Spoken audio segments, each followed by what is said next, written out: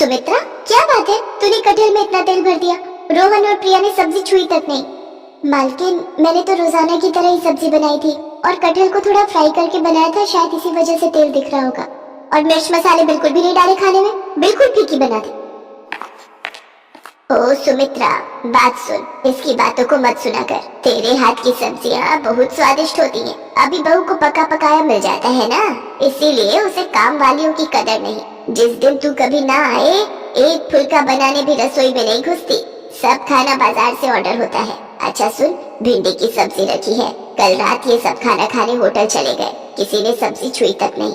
वैसे क्या बात है, तू थोड़ी परेशान लग रही है। अब तेरे आदमी की तबीयत कैसी है? अभी तो डॉक्टर ने पैर का बहुत खर्च बताया है, पता नहीं कोई रॉड डलेगी तभी ठीक होगा। अच्छा चलती हूँ माता जी। सुमित्रा एक गरीब औरत थी। जब से उसके पति के पैर का एक्सीडेंट हुआ है, तब से वो मजबूरी में यहाँ कोठी में रोटी बनाने का काम कर रही है। सुमित्रा की मालकिन शोभा अच्छे स्वभाव की नहीं है, पर सुमित्रा अकेली ही कमाने वाली है, इसीलिए वो यहाँ काम करके 2 पैसे कमा लेती है। माँ, आज बहुत देर लगा दी, मुझे बहुत भूख लगी थी। घर में कुछ भी खाने को नहीं रखा है। माँ, ये क्या लाई हो? ये मैं भिंडी की सब्जी लाई हूँ। तुम्हें भिंडी पसंद है ना? मैं अभी तुम दोनों के लिए और तुम्हारे पापा के लिए रोटी सेक देती हूँ, फिर गरम गरम रोटी भिंडी के साथ खाना। सुमित्रा, आज मेरी इस हालत की वजह से तुम्हें कितने दुख झेलने पड़ रहे हैं। काश उस एक्सीडेंट में मैं मर ही जाता। खबरदार, जो ऐसी बात कही आज कह दिया, आगे से मत कहना। अरे तुम ही तो मेरा संसार हो, तुम्हारे बिना तो हम तीनों नहीं रह सकते। देखना, एक दिन तुम जरूर ठीक हो जाओगे। सुमित्रा बहुत हिम्मत वाली थी। वो अपने पति को हमेशा हिम्मत देती रहती थी, पर एक दिन सुमित्रा की हिम्मत खुद ही टूट गई जब उसकी मालकिन ने अचानक से उसे नौकरी से निकाल दिया। पर मालकिन, कोई कमी है तो वो बता दो, मैं वो दूर कर दूंगी। ऐसे अचानक से आप मुझे नौकरी से निकाल दो कि मेरे पास कोई और घर भी नहीं है काम करने का, मेरा बहुत नुकसान हो जाएगा मालकिन। अरे शोभा, एक बार सोच ले, अगली बेचारी को कितने समय से तूने काम पर रखा हुआ है और अचानक से तू इसे निकाल रही है। इसका पति वैसे ही बीमार है, घर में 2 छोटी छोटी बच्चियां भी हैं। ऐसे किसी के पेट पर लात क्यों मार रही है? माँ जी, आप चुप रहिए। आपको ज्यादा पता है या मुझे पता है इस घर का? सुमित्रा, मैंने तुम्हारा हिसाब कर दिया है। ये तुम्हारे इस महीने के 2 दिन आई हो, तुम ये 2 दिन के रुपए ले जाओ, कल से मत आना। सुमित्रा रोती हुई घर चली जाती है। घर पहुंचकर वो अपने पति को सारी बात कहती है। वो भी ये सब सुनकर बहुत परेशान हो जाता है। अचानक से सुमित्रा को कौन काम देगा? हर कोई एकदम से विश्वास भी नहीं करता, और वो भी एक रोटी बनाने वाली पर। सुमित्रा शाम का खाना बना रही थी कि तभी उसके दरवाजे पर खटखट होती है। अरे माता जी, आप? और इस समय? आइए, अंदर आइए। सुमित्रा, आज सुबह शोभा ने जो भी किया उस बात से मुझे बहुत ठेस पहुंची है। मैं मंदिर के लिए निकली थी, पर मेरा मन मंदिर में भी नहीं टिक रहा था, इसलिए मैं तुमसे मिलने चली आई। मैं शोभा को तो नहीं सुधार सकती, पर मैं तुम्हें एक सलाह देना चाहती हूँ, अगर तुम मानो तो। जी बोली माता जी। सुमित्रा, ये 10,000 रुपए रख ले और इनसे खुद का कोई खाने का ठेला लगा ले। वैसे तू छोले भटूरे बहुत ही अच्छे बनाती है, अगर तू चाहे तो छोले भटूरे का ठेला शुरू कर सकती है। आजकल लोग छोले भटूरे खाना बहुत पसंद करते हैं, और आगे सर्दियों के दिन भी आ रहे हैं, तो तेरी अच्छी खासी बिक्री शुरू हो जाएगी। पर माता जी, आप मुझे इतने सारे पैसे दे रही हो, मुझे अच्छा नहीं लग रहा। सुमित्रा, ये पैसे मेरे खुद के हैं, मैंने जोड़े हुए थे, और फिर इन रुपयों की मेरे से ज्यादा तुझे जरूरत है। अब तो देर मत कर, इन रुपयों से जल्दी से छोले भटूरे का ठेला शुरू कर दे, फिर मैं गरम गरम छोले भटूरे खाने आऊंगी। उन रुपयों को देखकर सुमित्रा के मन में हिम्मत जाग जाती है, और वो माता जी को दिल से शुक्रिया करती है। आज मुसीबत की इस घड़ी में माता जी उसके लिए ईश्वर का रूप बनकर आई थी।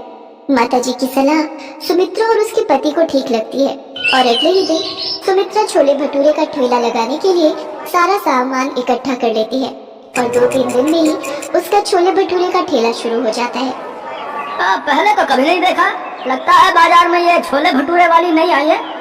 भैया बहुत ही स्वादिष्ट छोले भटूरे बनाती है, साथ में प्याज, चटनी, अचार और बूंदी का रायता भी 1 प्लेट खाई थी कल मैंने। भैया सचमुच आनंद आ गया बता रहे। अच्छा एक काम करते हैं, 1 प्लेट खा लेते हैं चलकर, गरम गरम है, मजा आ जाएगा। 2 प्लेट छोले भटूरे देना और प्याज और अचार ज्यादा कर देना। ठीक है, अभी देती हूँ। आप दोनों के लिए भैया जी। हमें भी 1-1 प्लेट छोले भटूरे लगा दो, भटूरे थोड़े करारे देना है। सुमित्रा का छोले भटूरे का ठेला चल पड़ता है, उसमें नया आत्मविश्वास पैदा होता है। धीरे धीरे वो छोले भटूरे के ठेले से अच्छे पैसे कमाने लगती है और एक छोटी दुकान किराए पर ले लेती है। अब सुमित्रा की छोले भटूरे की दुकान थी।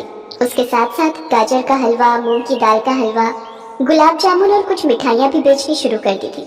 सुमित्रा ने काफी अच्छे पैसे कमा लिए थे। एक दिन वो माताजी से मिलने गई। नमस्ते मालकिन, वो माताजी से मिलना था। माँ जी का 15 दिन पहले स्वर्गवास हो गया।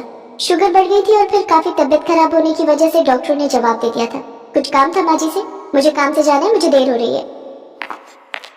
माताजी के गुजरने की खबर सुनकर सुमित्रा की आंखों में आंसू आ जाते हैं। आज उन्हीं के कारण उसके पास पैसे और काम था। सुमित्रा जो रुपए माताजी को वापस करने गई थी, उन रुपयों से वो गरीबों में माताजी के नाम का दान करती है ताकि उनकी आत्मा को शांति मिल सके। सुमित्रा के पति के पैर का ऑपरेशन भी ठीक ठाक हो जाता है। अब दोनों पति पत्नी मिलकर छोले भटूरे की दुकान चलाते थे। पर आज भी सुमित्रा माताजी के एहसान को नहीं भूल पाई थी, इसीलिए वो उनकी याद में महीने में एक दिन छोले भटूरे बनाकर गरीबों में बांटती थी।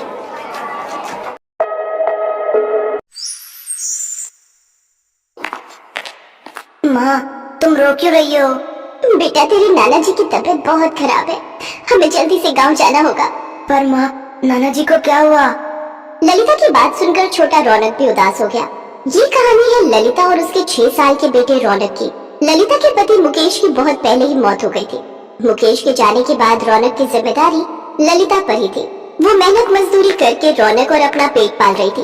उस दिन ललिता को पता चला कि उसके पिताजी की तबीयत बहुत खराब है और वो अपनी आखिरी सांसें गिन रहे हैं। ये सुनते ही ललिता ने फौरन कुछ कपड़ों की एक पोटली बनाई और रौनक को साथ लेकर रेलवे स्टेशन की तरफ पैदल ही चल पड़ी। माँ, हम ट्रेन से जाएंगे? हाँ बेटा, इस टाइम गांव जाने के लिए कोई बस नहीं मिलेगी, इसीलिए ट्रेन से जाना पड़ेगा। अच्छा सुनो माँ, कुछ खाने को है क्या? बहुत भूख लग रही है।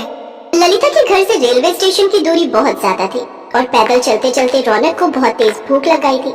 ललिता ने अपनी पोटली खोली तो उसमें 2 सूखी रोटी रखी थी और साथ में एक प्याज था। सूखी रोटी देखकर रौनक का मुंह बन गया, लेकिन वो भी जानता था कि उसकी माँ ललिता और वो बहुत तेजी में स्टेशन के लिए निकले थे।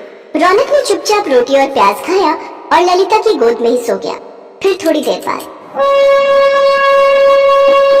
उठ रौनक, देख ट्रेन आ गई, चल बेटा जल्दी उठ जा। अरे वाह, कितने दिन बाद आज हम ट्रेन में जाएंगे। रौनक को ट्रेन में बैठने की खुशी थी, लेकिन ललिता के आंसू थम नहीं रहे थे। उसे तो अपने पिता की चिंता सता रही थी। पूरे सफर के दौरान रौनक बस खिड़की के पास बैठकर बाहर की चीजों को निहारता रहा।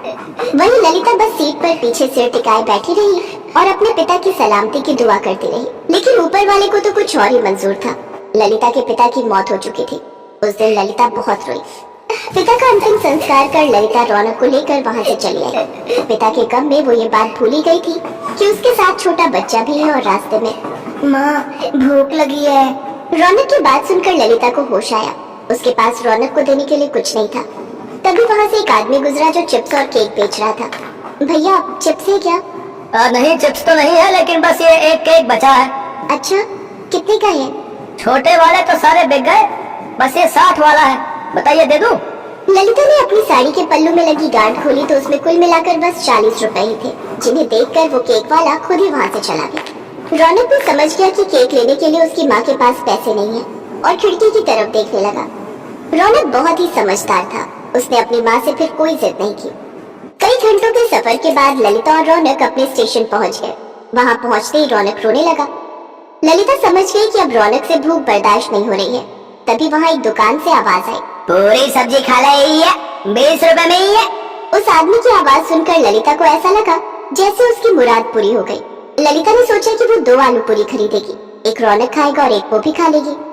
उसने भी तो 2 दिन से कुछ नहीं खाया था। ललिता ने 40 रुपए देकर आलू पूरी खरीदी। वे बहुत थोड़े से आलू और सिर्फ 2 ही पूरियां थी। ये देखकर ललिता ने अपना डिब्बा भी रौनक को दे दिया। रौनक ने पेट भरकर खाना खाया और फिर शाम को। माँ, पेट में बहुत तेज दर्द हो रहा है और 3 बार उल्टी भी हो चुकी है। इतना कहते ही रौनक बेहोश हो गया। ललिता फौरन उसे डॉक्टर के पास लेकर पहुंची तो डॉक्टर ने उसे बताया कि रौनक को फूड पॉइजनिंग हुई है। ललिता को समझते देर नहीं लगी कि ये सब उस आलू पूरी की वजह से हुआ है जो उसने रेलवे स्टेशन से खरीद कर रौनक को खिलाई थी। फिर पूरे 1 हफ्ते बाद जब रौनक की तबीयत में कुछ सुधार हुआ तो उसने अपनी माँ से कहा, माँ, वो आलू पूरी बहुत ही गंदी थी, मैं उसी से बीमार हुआ हूँ। पता नहीं मेरे जैसे और कितने बच्चे बीमार होंगे उन गंदे अंकल की आलू पूरी खाकर। रौनक ने लाख टके की बात कही थी, जिसे सुनकर ललिता सोच में पड़ गई। और फिर थोड़ी देर सोचने के बाद ललिता को उसके जीवन का मकसद मिल गया और नया रोजगार भी। ललिता ने स्टेशन के पास ही अपनी नई झोपड़ी बनाई और वही बड़ी सी कढ़ाई रखकर एकदम ताजी आलू की सब्जी और गर्मा गर्म पूरियां तलने लगी। आ जाओ, बस 20 रुपए में 6 पूरी और ढेर सारी सब्जी खा लो। उसकी बनाई आलू पूरी बहुत ही स्वाद बनी थी और सिर्फ 20 रुपए में अब वहाँ हर किसी का पेट भर रहा था। तभी वहाँ एक औरत आई, उसके साथ एक छोटा बच्चा भी था, जिसे देखकर रौनक ने कहा, आराम से खाओ और जितना जी चाहे उतना खाओ। इसे खाकर तुम्हारी तबीयत खराब नहीं होगी, क्योंकि ये आलू पूरी मेरी माँ ने बनाई है, उन गंदे अंकल ने नहीं। मासूम रौनक की बात सुनकर वहाँ खड़े सभी लोग हंसने लगे और सामने खड़ा आदमी अपने बासी आलू पूरी के डिब्बे समेटने लगा।